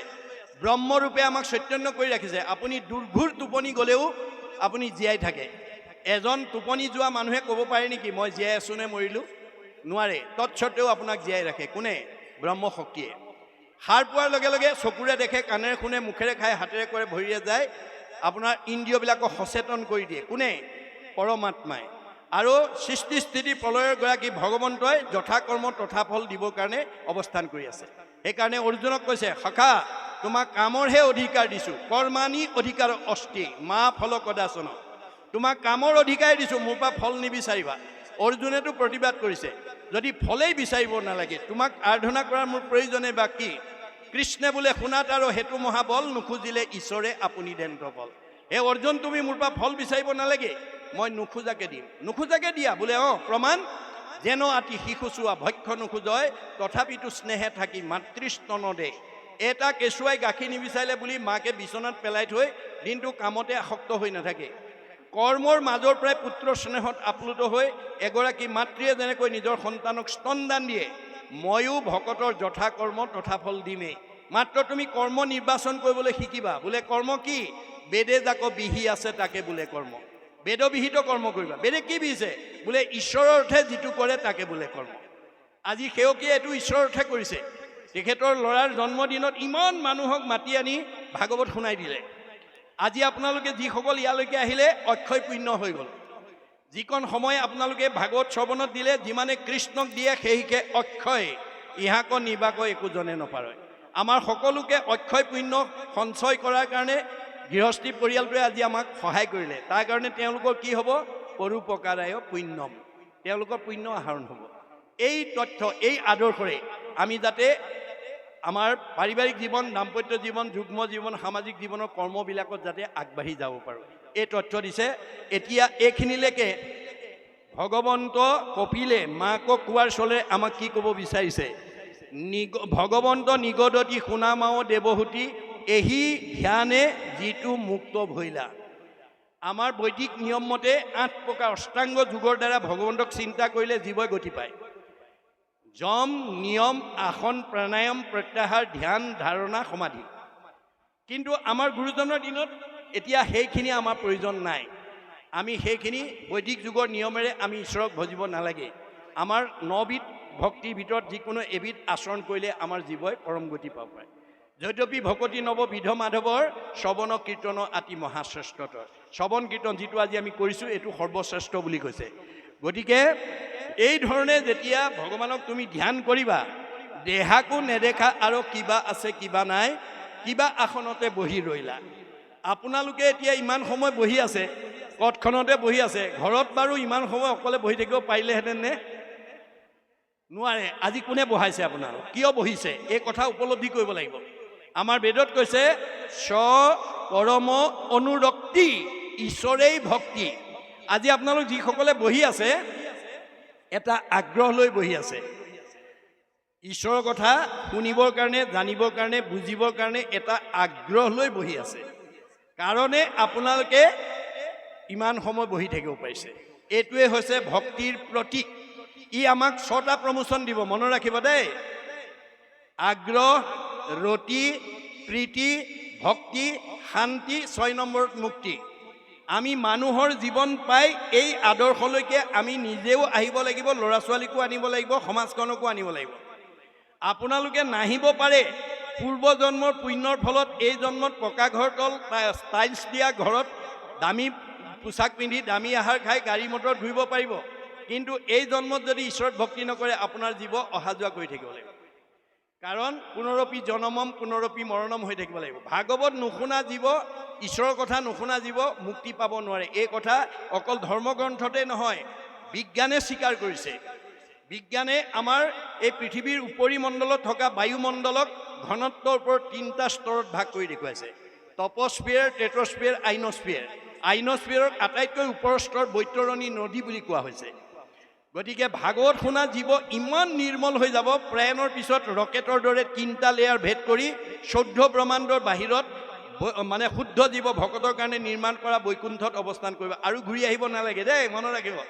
আমি ভাগৱত শুনিবলৈ কিয় আহিব লাগে? জন্ম ৰহিত হ'বৰ কাৰণে। ভাগৱত নুশুনা জীৱ যিমান ধনৱন্ত, বিদ্যাৱন্ত, শ্ৰীমন্ত নহওক কিম্বা, এই 3টা লেয়াৰৰ ভিতৰত অহা যোৱা কৰি থাকিব লাগিব। পুনৰপি জনমম পুনৰপি মৰণম, পুনৰপি জনমম পুনৰপি মৰণম। আপুনি যিমান দামী কাপোৰ নিপিন্ধক মলি পৰিবই। মলি গুচাবৰ কাৰণে চাবোন চাৰ্ফ ব্যৱহাৰ কৰিবই লাগিব। আপুনি দামী কাপোৰ পিন্ধিছোঁ বুলি যদি চাবোন চাৰ্ফ ব্যৱহাৰ নকৰে, দামী কাপোৰখনৰ পৰা মলি নিজে আঁতৰ নহয়। এইটো যেনেকৈ বাস্তৱ সত্য। আপুনি গাঁওখনৰ বা সমাজখনৰ বা পৰিৱেশৰ যিমানেই ধনৱন্ত, বিদ্যাৱন্ত, শ্ৰীমন্ত নহওক কিম্বা, আপোনাক কলিমল মায়ামলে আক্ৰান্ত কৰিবই। গতিকে কলিমল মায়ামলৰ পৰা মুক্ত হ'বলৈ হ'লে ভাগৱত শুনিবই লাগিব, নহ'লে অহা যোৱা কৰি থাকিব লাগিব দেই, মনত ৰাখিব। পুনৰপি জনমম পুনৰপি মৰণম হৈ থাকিব লাগিব। সেই জীৱই কেতিয়াও গতি নাপায়। গতিকে জীৱৰ সংস্কাৰ আৰু গতি আছে। সংস্কাৰ কিহে ক'ব? ভক্তিয়ে। ভক্তিয়েহে কৰ্মবন্ধ নাশ কৰিব। আমাৰ উদ্ধৱক কৈছে, তুমি পুণ্য লৈ গ'লেও আহিব লাগিব, পাপ লৈ গ'লেও আহিব লাগিব। পুণ্য লৈ গ'লে এতিয়াতকৈ ওপৰত জন্মগ্ৰহণ কৰি সুখ ভোগৰ কাৰণে আহিব লাগিব, আৰু পাপ লৈ গ'লে এতিয়াতকৈ নিজ যোনিত নিজ ঠাইত জন্মগ্ৰহণ কৰি দুখ কৰিবৰ কাৰণে, ভুগিবৰ কাৰণে আহিব লাগিব। অসীম কৰ্মবন্ধৰ ভিতৰত পাপ পুণ্য মুখ্যতম কৰ্মবন্ধ। এই দুটা যাওঁতেও লগত লাগি যায়, আহোঁতেও লগত লাগি আহে। সেইকাৰণে মনুষ্যৰূপী বৃক্ষজোপাত 4টা ফল লাগে বুলি কৈছে, 2টা ওপৰ ফালে 2টা তল ফালে। আপুনি যিমান পকা ঘৰ বনালে, গাড়ী মটৰ কিনিলে, সম্পত্তি কিনিলে, যাবৰ সময়ত চব এৰি থৈ যাব লাগিব। পুত্ৰ ভাৰ্যা ঐশ্বৰ্য থাকিব ঐতে পৰি, পাপ পুণ্য ধুই যাব লগত সতৰি। পাপ আৰু পুণ্য নামৰ কৰ্মবন্ধ দুটা আমাৰ লগত লাগি যাব। আৰু যম ৰজাই আপোনাৰ প্ৰতিবেদন চাই, যদি জমাৰ পৰিমাণ বেছি হয় আপগ্ৰেড, ওপৰলৈ যাব। যদি খৰচ পাপ বেছি হয় ডিগ্ৰেড, এই চকৰিত ঘূৰাই থাকিব। মনত ৰাখিব কথাটো। আপোনাৰ পাপ পুণ্যৰ হিচাপটো কোনে ল'ব? 14জন সাক্ষী, 2জন কেৰেণী। আমাৰ প্ৰত্যেকৰ লগতে ভগৱন্তই 14জন দেৱতাক সাক্ষী ৰূপে ৰাখিছে, আৰু 2জন কেৰেণী ৰাখিছে। ৰাতিপুৱা শুই উঠাৰ পৰা গধূলা খোৱালৈকে কি কাম, ভাল কাম কৰিছে, কি বেয়া কাম কৰিছে, চব লিখি থাকিব। 14 ভুৱনে লোক আছে যত মানে, সবাহাৰে ন্যায় নীতি দেখে বিদ্যমানে। চিত্ৰগুপ্ত নামে 2 লিখক নিৰ্ভয়, সবাহাৰে পাপ পুণ্য তেৰে জকৰয়। গুপুত পাপক গুপ্ত লিখকে লিখয়, দেখা মানে পাপচিত্ৰ লিখন্ত নিশ্চয়। 14জন সাক্ষীতাৰ থাকয় লগত, ভান্দিবে নোৱাৰে পাপ পুণ্য আছে যত। 14জন সাক্ষী ৰাখিছে। চকুৰ লগত সূৰ্য দেৱতা, কাণৰ লগত দগদিকপাল, নাকৰ লগত অশ্বিনী কুমাৰ, মুখৰ লগত অগ্নি দেৱতা, জিভাৰ লগত বৰুণ দেৱতা, ছালৰ লগত বায়ু দেৱতা, হাতৰ লগত ইন্দ্ৰ দেৱতা, ভৰিৰ লগত বিষ্ণু দেৱতা। ভৰিত বিষ্ণু থাকে কাৰণে ভৰিত সেৱা কৰোঁ। গুহ্যৰ লগত মিত্ৰ দেৱতা, লিংগৰ লগত প্ৰজাপতি, বুদ্ধিৰ লগত ব্ৰহ্মা, চিত্ৰৰ লগত বাসুদেৱ, মনৰ লগত চন্দ্ৰ, অহংকাৰ লগত ৰুদ্ৰ। এই 14জন সাক্ষী থৈছে দেই, ঠগিব নোৱাৰিব। তুমি মোকো ভান্দা, তোমাকো মই ভান্দো, 14 সাক্ষীকো ভান্দিবা কোনো উপায়। এতিয়া আপোনালোক চবেই একেটা উদ্দেশ্যতে আহিছে, ভাগৱত শুনিছে। মই ব্যাখ্যা কৰি আছোঁ, আপোনালোকে মোৰ মুখলৈ চাই আছে। মই ভাবিছোঁ ঠিকেই আছে। পিছে কোনোবাই আকৌ মোৰ মুখলৈ চাই আছে, মনে মনে ঘৰত এৰি থৈ অহা ল'ৰা ছোৱালীকেইটাৰ কথা ভাবি আছে, ঘৰত এৰি থৈ অহা ব্যৱসায়টোৰ কথা ভাবি আছে, ঘৰত এৰি থৈ অহা কামকেইটাৰ কথা ভাবি আছে।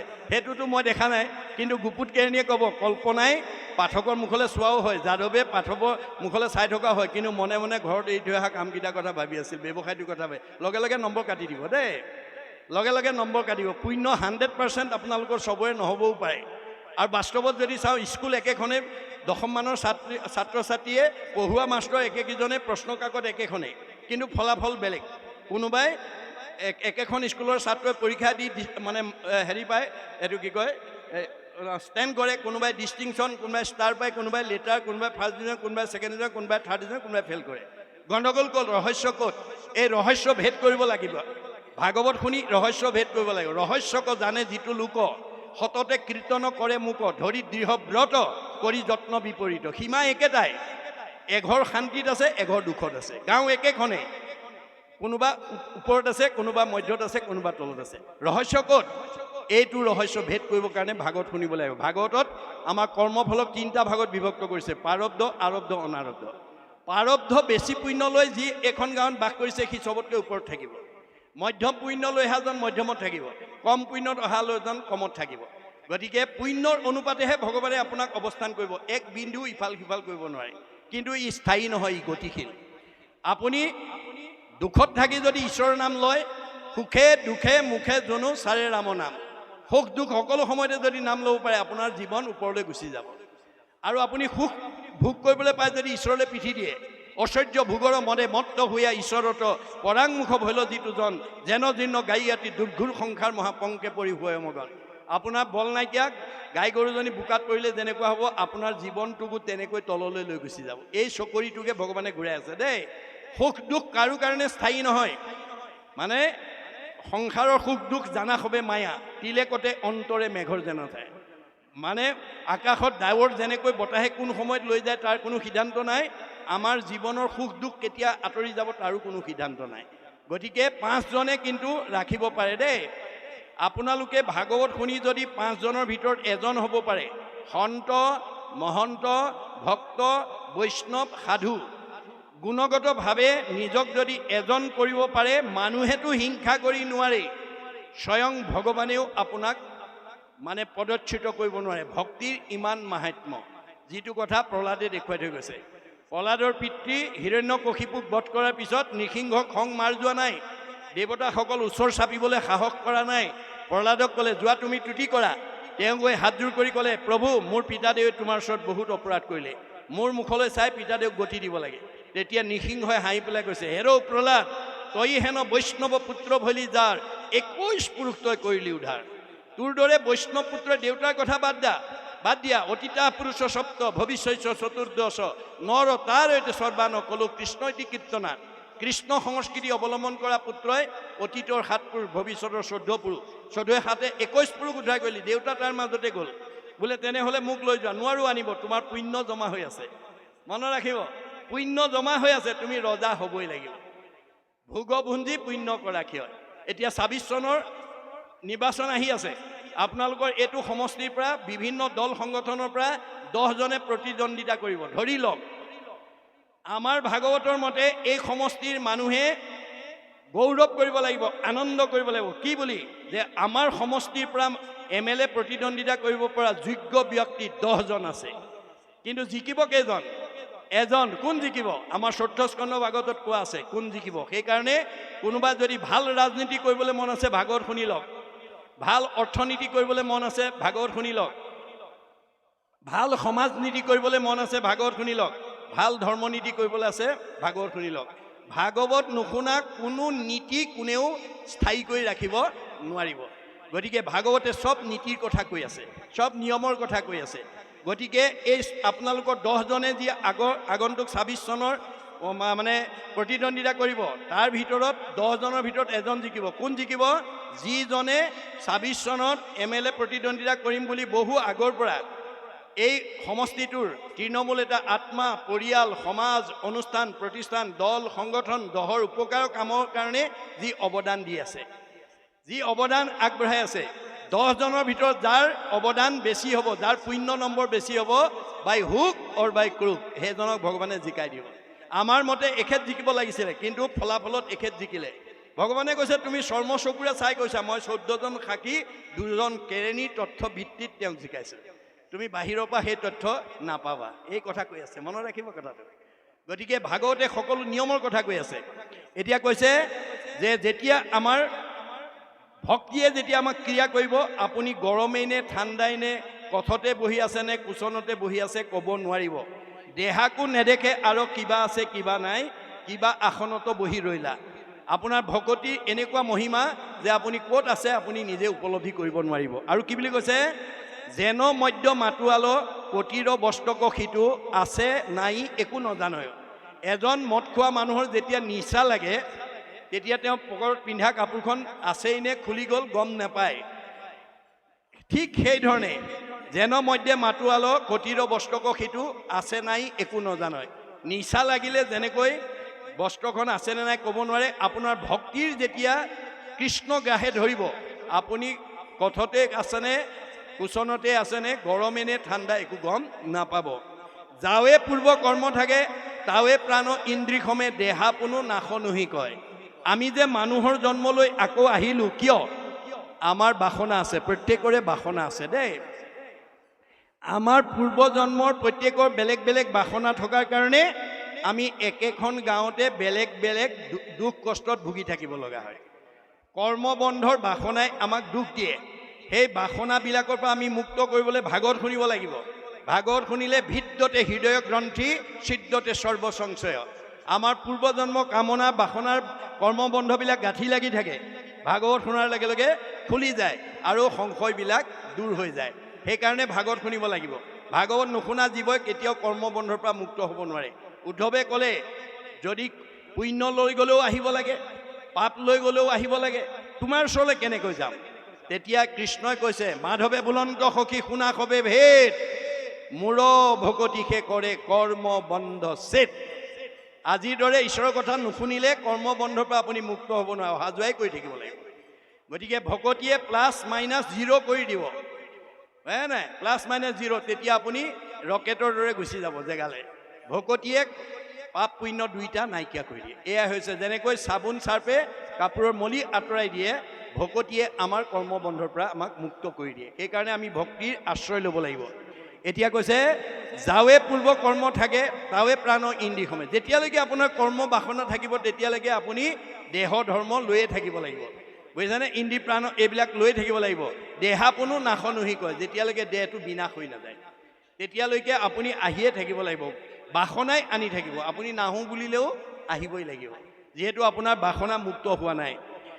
পাছে কৰ্ম নাশব হ'লে ভৌতিক শৰীৰ পৰে। যেতিয়া আজিৰ দৰে ভক্তি সাধনৰ জৰিয়তে আমি বাসনাবিলাক নাইকিয়া কৰি দিব পাৰিম, তেতিয়া পঞ্চভৌতিক দেহ আৰু ধৰিব নালাগে। আৰু মনত ৰাখিব দেই, তেতিয়া আৰু পঞ্চভৌতিক দেহ ধৰিব নালাগে। তেবে যোগী ব্ৰহ্মত মিলয়, তেতিয়া আমাৰ জীৱ গৈ ব্ৰহ্মত মিলি যাব। আপোনালোকে বিভিন্ন ঘৰৰ পৰা আজি অনুষ্ঠানলৈ আহিছে, লক্ষ্য আৰু উদ্দেশ্য কি বাৰু? যে আমাৰ আজি অনুষ্ঠানৰ সামৰণি হ'লে আমি নিৰ্দিষ্ট সময়ত আকৌ ঘৰলৈ ঘূৰি আহিম। আপোনালোকে ঘৰৰ পৰা ওলাই আহোঁতেই আকৌ নিৰ্দিষ্ট সময়ত ঘৰলৈ ঘূৰি যোৱাৰ লক্ষ্য উদ্দেশ্য লৈ আহিছে। কোনোবাই একেবাৰে থাকিম বুলি ইয়াত আহিছে নেকি বাৰু? নাই। প্ৰত্যেকৰে লক্ষ্য আৰু উদ্দেশ্য কি? যে অনুষ্ঠান সামৰণি হ'লে আমি নিজৰ নিজৰ ঘৰলৈ ঘূৰি যাম। আপুনি যেনেকৈ ঘৰৰ পৰা ওলাই আহোঁতেই নিজৰ ঘৰখনলৈ ঘূৰি যোৱাৰ লক্ষ্য লৈ আহিছে, আমাৰ এইখন ঘৰলৈ যিটো জীৱ আহিছে, এইখন ঘৰ দেই, মহুৰ সেৱাৰ যোগ্য মনুষ্য শৰীৰ, ইহাকে বুলিয় গৃহ জানা মহা। এখন ঘৰ। এইখন ঘৰলৈ যিটো জীৱ য'ৰ পৰা আহিছে, ক'ৰ পৰা আহিছে? পৰম ব্ৰহ্মৰ পৰা আহিছে। পৰম ব্ৰহ্মৰ পৰা আহি পেলাই নিজৰ বাট চিনি পোৱা ঘৰখন পাবলৈ যাওঁতে 84 জুনি অতিবাহিত হৈছে। অতিবাহিত হৈ মানুহৰ জন্ম পাইছে। মানুহৰ জন্মতে আমাৰ ঈশ্বৰৰ ভক্তি কৰিলে 7টা ষ্টেপ পাৰ হৈ আমি নিজৰ ঘৰখন পাম। ভাগৱত শুনাৰ লগে লগে প্ৰথমে দহিব পাতেক 6, কৰাইবে মহাপুণ্য অদ্ভুদয়, মিলাইবে বিষয়ত বীৰকতি, কৃষ্ণত পুৱাইবে প্ৰেম ভকতি, উপজাইবে আতি বৈষ্ণৱ জ্ঞান, মায়াকো দহিয়া কৰৈ নিৰ্যান, চৈতন্যময় পূৰ্ণানন্দ হৰি থৈবন্ধ তেন্তে এৰেকে কৰি। 7 নম্বৰত য'ৰ পৰা আহিছোঁ তাত লগাই দিব আৰু দেই, মনত ৰাখিব। গতিকে ভকতি আশ্ৰয় ল'বই লাগিব আৰু লোৱাবই লাগিব। এইটো আমাৰ দায়িত্ব, এইটো আমাৰ কৰ্তব্য। গতিকে যেতিয়ালৈকে এইটো নহ'ব, যাৱে পূৰ্ব কৰ্ম থাকে তাৱে প্ৰাণ ইন্দ্ৰিয়, তেতিয়ালৈকে আমি মানে জন্ম ধৰিয়ে থাকিব লাগিব। পঞ্চভূতৰ প্ৰাণী জন্ম ধৰি থাকিব লাগে। পাছে কৰ্ম নাশব হ'লে ভৌতিক শৰীৰ পৰে। যেতিয়া কৰ্মবন্ধৰ পৰা আমি ভক্তিৰ দ্বাৰা মুক্ত হ'ম, তেতিয়া আৰু আমি পঞ্চভৌতিক দেহ ধৰিব নালাগে। তেবে যোগী ব্ৰহ্মত মিলে, তেতিয়া আমাৰ ব্ৰহ্ম গৈ ব্ৰহ্মত মিলি যাব আৰু ঘূৰি আহিব নালাগে। এই কথাটো কৈছে। এৰায় সংসাৰৰ দুখ, লভে ব্ৰহ্মানন্দ সুখ। আপুনি যেতিয়া ভক্তিত থাকিব, ভক্তি মানে পোহৰ, পোহৰত যেতিয়া থাকিব আপোনাৰ ওচৰলৈ আন্ধাৰ আহিব নোৱাৰে। ঠিক তেনেকৈ অন্যবিলাক দুখ বেদনাই আমাৰ সাংসাৰিক দুখবিলাকে আমাক স্পৰ্শ কৰিব নোৱাৰে। এৰায়া সংসাৰৰ দুখ, সকলো সংসাৰ দুখৰ পৰা আমি মুক্ত হ'ব পাৰিম। লভে ব্ৰহ্মানন্দ সুখ, ব্ৰহ্মসুখ মানে নিমি নৱসিদ্ধক, নিমি ৰজাক নৱসিদ্ধই কৈছে, শুনা ৰাজা যিটো মহামোহে অন্ধ প্ৰায়, পুত্ৰ দ্বাৰা দেহ দেখে আকুল সদায়, কদাচিতো তাসম্বাৰৰ নুগুচয় ভয়, কৃষ্ণ পদাম বুজে দেৱে সেৱা নকৰয়। আজিৰ দৰে ঈশ্বৰৰ সেৱা নহা পৰ্যন্ত আমি ভয়ৰ পৰা কোনো মুক্ত হ'ব নোৱাৰোঁ। কৃষ্ণ পদ সেৱা দেখে গুচে ভৱ দুখ, আকেশে বুলিয় ৰাজা আত্যন্তিক সুখ। আপুনি সুখীৰো সুখী, পৰম সুখী, ধনীৰো ধনী, পৰম ধনী, আনন্দৰো আনন্দ, ব্ৰহ্মানন্দ, সম্পদৰো সম্পদ, পৰম সম্পদৰ ফালে গৈ থাকিব। আপোনাক কোনেও বাধা দি ৰাখিব নোৱাৰে। মানুহেতো নোৱাৰে, স্বয়ং ভগৱানেও নোৱাৰে দেই। এই তথ্য আমাক দি আছে। এই কথা আমি জানিব লাগিব, জনাব লাগিব। আপোনালোক যিসকল অহা নাই, আপোনালোকে ক'বগৈ লাগিব 2 এটা কথা। যিবা পঢ়ে, যিবা শুনে, শুনাৱৈ আনক, পাপচাৰী সিও যায় বিষ্ণুৰ স্থানত। আপোনালোকৰ ঘৰত থকা সকলক যদি দুই এটা কথা নিয়মৰ কথা কয়গৈ, তেওঁলোকেও মুক্তি লাভ কৰিব পাৰিব। ইমানেই নামৰ মাহাত্ম্য, মনত ৰাখিব কথাটো। ভগৱন্তৰ নামৰ ইমান মাহাত্ম্য।